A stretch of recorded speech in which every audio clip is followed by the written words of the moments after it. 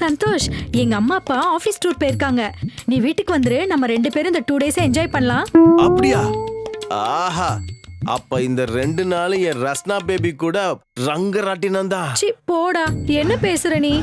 அவள் தானே பேபி, வேற என்ன பண்றது? உன் கபோர்ட்ல சிலிண்டர் வைக்கணும்ட்டு எப்பல இருந்து துடிச்சுக்கிட்டு இருக்கேன் தெரியுமா நானு?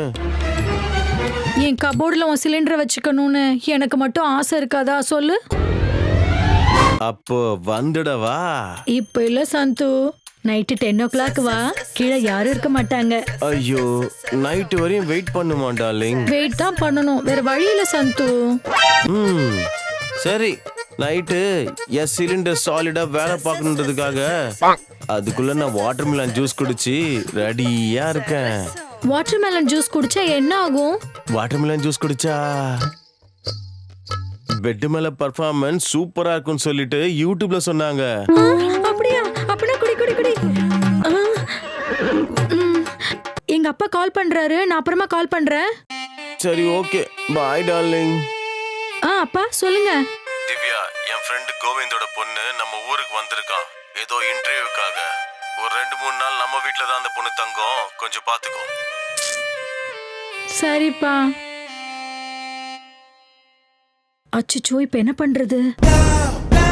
சரி, வரட்டும், அப்புறம் பாத்துக்கலாம்.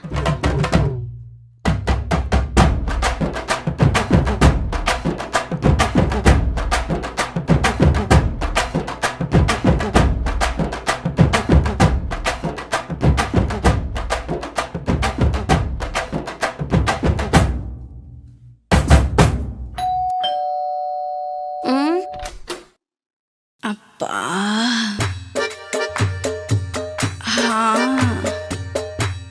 அப்பப்பா, சி பாடு, லாலிபப். என்ன பாக்குற? ஆம்பளைங்க கூட இப்படி திங்கிற மாதிரி பார்க்க மாட்டாங்க.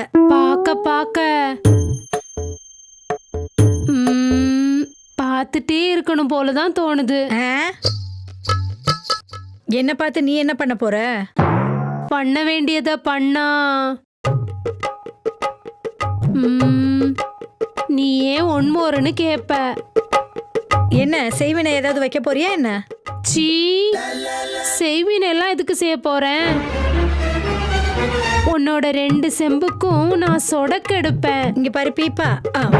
பாப்பா, எனக்கு தமிழே சரியா புரியாது, நீ வேற ஏதாவது லாங்குவேஜ்ல பேசி என் மைண்ட புரியாத. முதல்ல யார் நீ? உங்க அப்பாவோட ஃப்ரெண்டோட பொண்ணு சுவாதி. ஓ, நீங்க தானா? வாங்க வாங்க, உள்ள வாங்க சுவாதி மேடம், உட்காருங்க. ஆமா சுவாதி மேடம், ஊர்ல இருந்து வந்திருக்கீங்க, லக்கேஜ் எதுவும் கொண்டு வரலையா?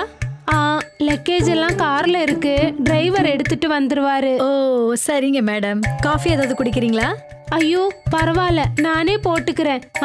கிச்சன் எங்க இருக்கு? சுவாதி மேடம், நீங்க என்னோட கெஸ்ட், உங்களை பாத்துக்க வேண்டியது என்னோட கடமை. அப்படி சொல்றீங்களா? அப்படிதான். 5 நிமிஷம் உட்காந்துருங்க, நான் போய் காஃபி எடுத்துட்டு வந்துடுறேன்.